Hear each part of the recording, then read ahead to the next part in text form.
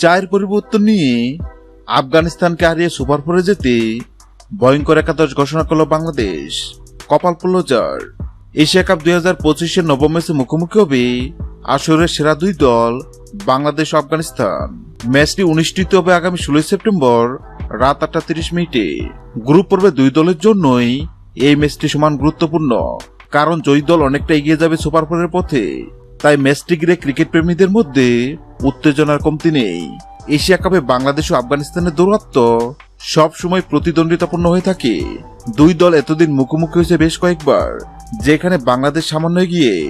অভিজ্ঞ batting line up ও দাপুটে bowling আক্রমণ বাংলাদেশের শক্তি হলেও আফগানিস্তানের স্পিন শক্তি আর হার না মানা মানসিকতা দিয়ে লড়াই নামবে।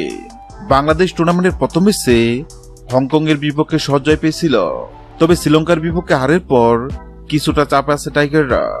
অন্যদিকে আফগানিস্তান শুরুতেই হংকং এর বিপক্ষে বড় জয় পেয়েছে।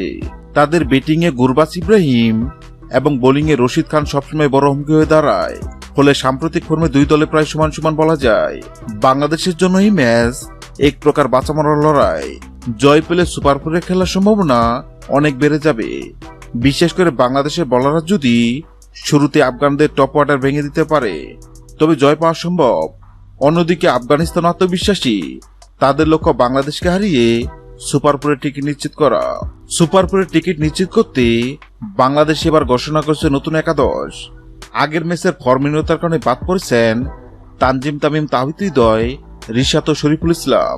নতুন একাদশে ওপেনিং এ থাকছেন পারভেজ হোসেন ইমন ও লিটন দাস।